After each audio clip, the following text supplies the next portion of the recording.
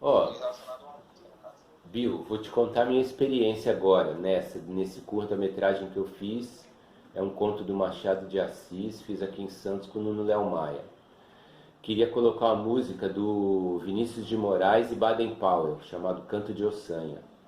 Como eu tenho um apoio lá do CTAV, mixei o filme do CTAV, eu tenho um contrato, as regras. Se você faz um filme, vou botar ali no Instagram e tal, não tem. Acho que tem alguns que eles até tiram, né? O Facebook, o YouTube exibe ele mudo, sem o som, se você não tiver direito sobre aquilo, mesmo que não seja para uso comercial.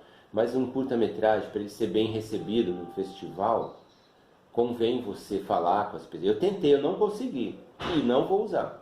Eu adoraria usar, mas não vou usar, porque eu não consegui os direitos.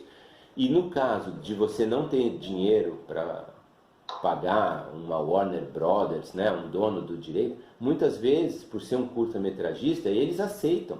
Eles te dão a autorização de você usar, te dão essa possibilidade mesmo sem que seja caro, mas é preciso. Às vezes precisa até um advogado para você fazer o negócio direito.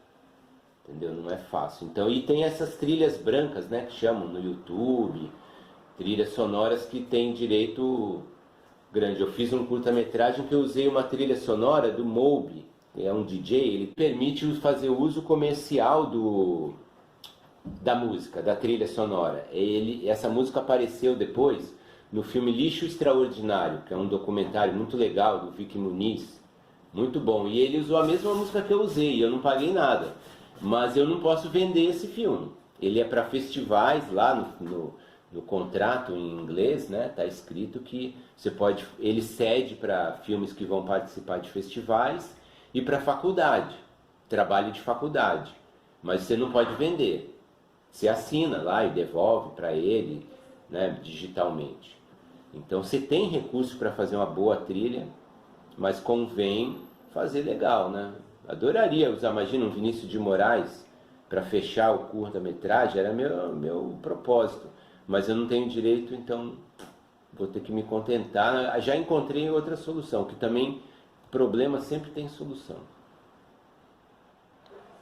É um momento que a gente está vivendo também da pandemia, que as pessoas estão sendo obrigadas a produzir conteúdos, né? Porque você não tem mais o trabalho normal, você não tem mais a gama de opções que tinha antes, e você tem novas propostas, novos caminhos, né? Novas mídias, o game brasileiro é muito forte, né? Então vai ser acho que muitos estudantes que estão aqui com a gente falando devem ir para o game também. Às vezes o cara não vai fazer filme, mas ele tem todo o domínio ali do design, do 3D.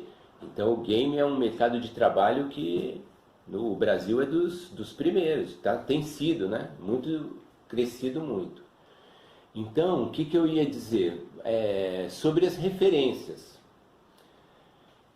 Eu vou buscar, quando vou fazer um filme, eu vou buscar referências de filme mudo, porque é onde tinha menos dinheiro. É a primeira coisa que eu procuro, é assistir muito filme de antigamente, assim, porque ali quem tinha que dar a solução é a câmera, é a lente, é a mise-en-scène, é o quadro, né, que a gente chama, é o plano, que é a profundidade de campo, é o close, o super close, né? Então eu queria associar esses diretores, realizadores que a gente vai conversando aqui a etapas de filme que eu vou lá buscar. Isso voltando àquilo que a gente falou, acho que foi até o Bill, você vê o Cidade de Deus, né, o Fernando Meirelles, todo mundo tem referências, você não inventa uma coisa que nunca foi feita, sempre o cara vai lá no Tarantino, pô, isso aqui achei legal e eu tinha pensado bem assim, e acaba fazendo, não é plágio, nem é cópia, mas né, tem um monte de gente pensando a mesma coisa, nós somos bilhões, né, 5 bilhões de pessoas, então tem gente que está cheio, tendo a mesma ideia ao mesmo tempo. Então, por exemplo, o storyboard. Eu faço storyboard. Todos os filmes, acho que a maioria, usa storyboard. É feito o desenho. Então também não tem por que não fazer, por mais primário que você queira. Você tem um quadro que não é palavra, é uma imagem que você discute com as pessoas do filme. Ó, eu tenho isso aqui, aí cada um tenta ajudar a compor aquilo e, como é roteiro, tem uma sequência, tem um conflito, né? O roteiro, a gente acha que para a gente falar sobre roteiro, conflito, a progressão, desenvolvimento, clímax, sei lá, são meses, né? E eu nem sou uma pessoa indicada, porque os roteiros que eu faço são aqueles que são possíveis na hora que eu estou ali filmando. Tem muitas vezes que eu tive que mudar o roteiro porque não aconteceu aquilo que estava produzido.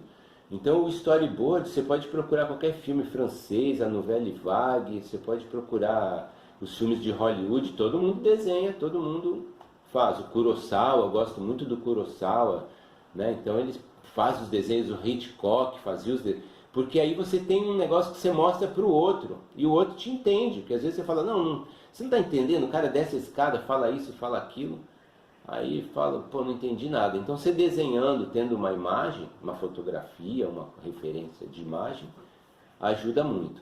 Aí vem a montagem, porque você filma uma coisa e monta outra coisa.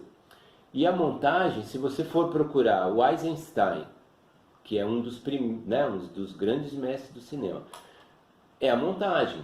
Então ele faz um plano, um super close do olho da pessoa, do personagem, e depois mostra aquilo que ele quer ver, e depois já mostra a expressão dele reagindo àquilo, né? O outro filme que você pode ver é o Ganga Bruta, do Humberto Mauro, que ele faz um casamento, não tem ninguém no casamento, aparece uma aliança, aparece o órgão tocando, aparece o véu da noiva e aparece, acho que o noivo, a mão do noivo.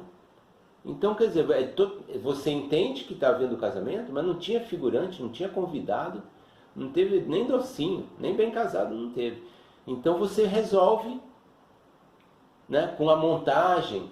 A montagem é outro ponto importantíssimo. Então esses são os que eu sempre procuro ver. Filmes, nunca deixe de estudar, né, esses realizadores. O Griffith, né, que fez o Intolerância, é outro filme que você tem que estar sempre... Porque cada vez que você vê um filme, você presta atenção em outra coisa, que algumas coisas você já não presta mais atenção, como a história que você já sabe. Então você começa a ver, são às vezes 60, né, você vê a equipe técnica de um filme, é muita gente, então é muita gente trabalhando ao mesmo tempo. Por isso é muita responsabilidade. Quando alguém não gosta, né, de um filme é uma coisa, mas quando você fala mal de um filme, é muita gente que trabalhando. É muito difícil um filme ser completamente ruim, porque muita gente trabalha ali. Agora, cada um gosta, né, gosta da história, outro gosta da fotografia. Então eu vou no cinema mudo. É o Charlie Chaplin, é o Eisenstein, é um outro que se chama Dziga Vertov, que é um outro russo também, do início fez o Homem de Arã. O irmão dele era um fotógrafo chamado Kaufman, Boris Kaufman, que depois foi ser fotógrafo de um realizador que eu gosto muito também, que é um francês chamado Jean Vigo, que é... Aí você tem o Luiz Buñuel, né, que é também do cinema mudo e depois vai para o cinema falado. Ele começa lá no L'Âge d'Or, no Anjo Exterminador. O Anjo Exterminador tem som, mas é um filme sem som.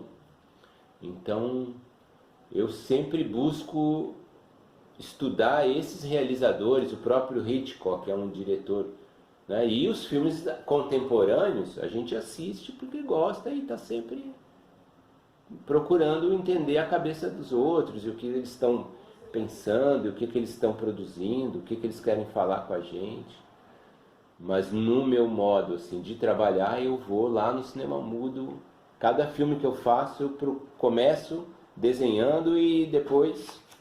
Então esses sites, é uma coisa que até eu queria falar, os sites da Cinemateca Francesa, está disponível, né? Você assiste, talvez do Museu de Nova York, está disponível. Então você tem acesso tem os links dos filmes aí que estão à disposição para você procurar o que você quiser assistir hoje, você assiste.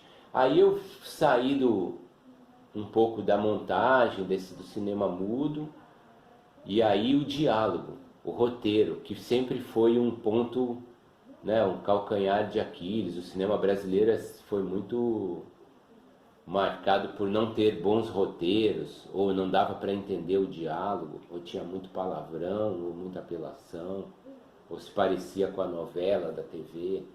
Então acho que é um ponto também que precisa ser muito bem trabalhado, é o diálogo, ensaiado e conversado para saber o enquadramento, para você ter o resultado que o filme fique com a força que ele precisa para chegar nos olhos, na retina do espectador, né?